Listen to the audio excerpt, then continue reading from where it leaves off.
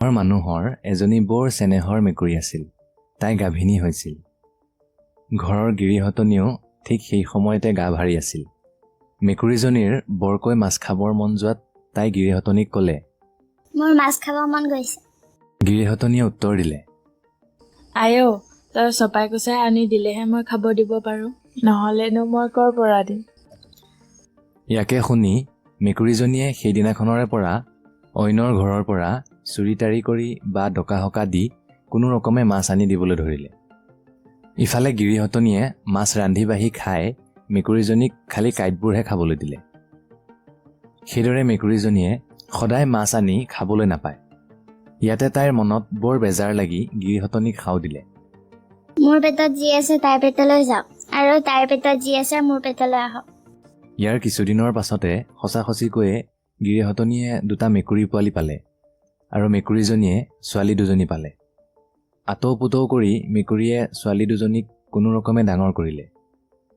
ছোৱালী দুজনীক ঘৰতে থৈ মেকুৰীজনীয়ে নিতৌ মাছ গাখীৰ ইত্যাদি বিচাৰি যায়। ছোৱালী দুজনী জনা হ'লত সিহঁতে এদিন মাকক ক'লে, আই, তুমি যদি গাঁৱলৈ যাওঁতে কোনোবাই মাৰি থয় তেনেহ'লে আমি কেনেকৈ জানিম আৰু কি কৰিম? তেতিয়া মাকে এজোপা তুলসী আৰু তাৰ ওচৰতে এমলা গাখীৰ থৈ ক'লে, যদি মোক কোনোবাই মাৰে তেন্তে এই তুলসীজোপা জয় পৰিব আৰু গাখীৰ মলা ক'লা হ'ব, তেতিয়া তহঁতে মোক বিচাৰি যাবি। ইয়াৰ কেইদিনমানৰ পিছত তুলসীজোপা জয় পৰিল। গাখীৰ মলা কেহৰাজ বৰণীয়া হ'ল। তেতিয়া মাকৰ কিবা হ'ল বুলি জানি কান্দি কাটি ছোৱালী দুজনীয়ে মাকক বিচাৰি গ'ল। সিহঁতে ভালেমান দূৰ গৈ ভনীয়েকৰ পিয়াহ লাগিলত পানী বিচাৰি যাওঁতে আগতে এখন নৈ পালেগৈ। নৈ গৰাতে ভনীয়েকক থৈ বায়েকে পানী আনিবলৈ নামি গ'ল। তাই আজলি দিয়েক নিজে খাই ভনীয়েকলৈ পানী আনিবলৈ ধৰাত পানী শুকাই গ'ল, আৰু জলকোঁৱৰে মাত লগালে, যদি তোমাৰ হাতৰ আঙঠিটো মোক দিব পাৰা তেন্তে তুমি পানী নিব পাৰা। ভনীয়েকতকৈ আঙঠিটো কি ডাঙৰ বস্তু, এই বুলি বায়েকে আঙঠিটো দি পানী আনিলে। ভনীয়েকে পানী খাই বায়েকক আকৌ আঙঠিটো আনিবলৈ পঠিয়াই দিলে। এইবাৰ বায়েক পানীত নামোতেই জলকোঁৱৰে তাইক হৰি নিলে।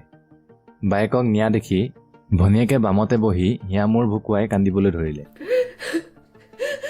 ইয়াৰ কিছুপৰৰ পিছতে এজন মুদৈ বেপাৰলৈ আহোঁতে অকলশৰীয়া ৰূপহী ছোৱালীজনীক নৈৰ পাৰত বহি থকা দেখি তাইক নাৱত ভৰাই লৈ গুচি গ'ল।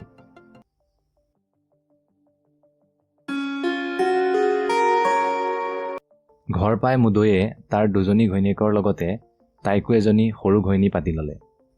কোমল বয়সীয়া সৰু ঘৈণীয়েকক মুদৈয়ে আগৰ দুজনী ঘৈণীয়েকতকৈ বেছি মৰম কৰিবলৈ ধৰিলে। ইফালে সতিনীয়েক দুজনীয়ে কেনেকৈ মুদৈয়ে এইক দেখিব নোৱাৰা হয় তাৰহে উপায় চিন্তিবলৈ ধৰিলে। তাইৰ প্ৰথমবাৰ অসুচৰ সময়ত তাইক চকু দুটা কাপোৰেৰে বান্ধি তাই এটা ঢেঁকীথোৰা পালে বুলি কৈ তাই পোৱা মতা ল'ৰাটো সতিনীয়েকহঁতে নৈত উটুৱাই দিলেগৈ। পিছৰ বাৰতো তাই তেনেকৈ এটা ৰঙালাও পালে বুলি সিহঁতে কৈ আচল মতা ল'ৰাটো নৈত উটাই দিলে। ইফালে জলকোঁৱৰে হৰি নিয়া বায়েকে সেই উটাই দিয়া ল'ৰা দুটাক ভনীয়েকৰ ল'ৰা বুলি জানিব পাৰি তুলি তালি ডাঙৰ দীঘল কৰিলে। মুদৈয়ে সৰুজনী ঘৈণীয়েকৰ এইবোৰ কথা সঁচা ভাবি তাইক কুলক্ষণীয়া তিৰোতা বুলি ঠিক কৰি নিজৰ ঘৰৰ পৰা খেদি দি চোৱাপাতনিত ঘৰ এটা সজাই দি থলে।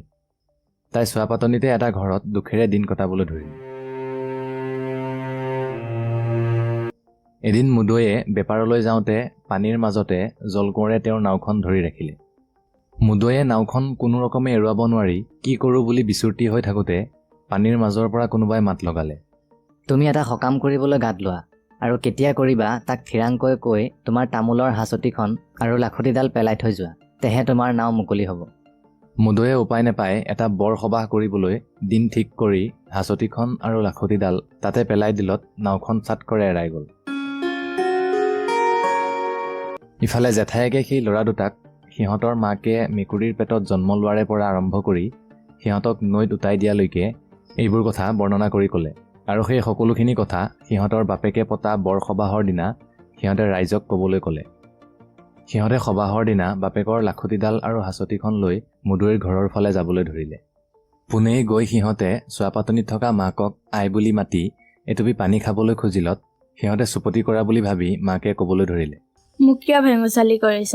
সৌ সবাহলৈ মানুহ আহিছে, তালৈ যা আৰু যি পাওঁ খাগৈ। তেতিয়া সিহঁতে সকলোখিনি কথা মাকৰ আগত ভাঙি কৈ চিনাকি দি তাতে অলপ জিৰাই খটাই সবাহলৈ গ'ল।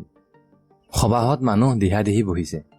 এনেতে খবৰ ওলাল যে চোৱাপাতনিত থকা মানুহজনীৰ তাত খাই বৈ দুজন মানুহ সবাহত বহিছিল। যেতিয়া এই কথা জনাজাত হ'ল তেতিয়া ৰাইজৰ পৰা বিচাৰ হ'ল যে সেই মানুহ দুজনে সবাহৰ মাজত ওলাই নিজৰ চিনাকি দিব লাগে। কথাষাৰ শুনা মাত্ৰকতে দুই ককাই ভায়েকে গিৰিপ কৰে উঠি মাত লগালে। আমি য'ত সোমাইছিলোঁ তেওঁ আমাৰ আই। তেতিয়া ৰাইজে এই বিষয়ে কি জানা বুলি মুদৈক সোধাত মুদৈয়ে একোকে ক'ব নোৱাৰিলে। তেতিয়া ৰাইজে এই বিষয়ে ক'বলৈ কোৱাত বৰটোৱে মাত লগালে যে ৰাইজে যেন সকলো কথা মন দি শুনে। এইবুলি সকলো কথা ভাঙি পাতি সি ক'বলৈ ধৰিলে। আৰু মুদৈৰ হাঁচতিখন আৰু লাখুটিডাল ৰাইজৰ আগত উলিয়াই দি সিহঁতৰ কথা সঁচা বুলি প্ৰমাণ কৰিলে। মুদৈয়ে হাঁহ হুমুনিয়া কাঢ়ি সৰগ পৰা মানুহ যেন হ'ল আৰু লাখুটিডাল হাঁচতিখন নিজৰ বুলি হৈ কাঢ়িলে। তেতিয়া সকলোৱে সতিনীৰ কুমন্ত্ৰণা বুজিব পাৰিলে আৰু মুদৈৰ ঘৈণীয়েকহঁতক মতাই সকলো কথা সোধাত সিহঁতে একো মাতিব নোৱাৰিলে। ৰাইজেও একো হাই উৰুমি নোহোৱাকৈ সবাহ খাই গ'ল। সবাহৰ পিছত মুদৈয়ে ঘৈণীয়েক দুজনীৰ নাক কাণ কাটি সিহঁতক খেদি দিলে আৰু ল'ৰা দুটিৰ সৈতে সৰু ঘৈণীয়েকক আনি ঘৰ সোমালেহি। ল'ৰা দুটিও বাপেক মাকৰ বুকু জোৰাই ঘৰতে থাকিল।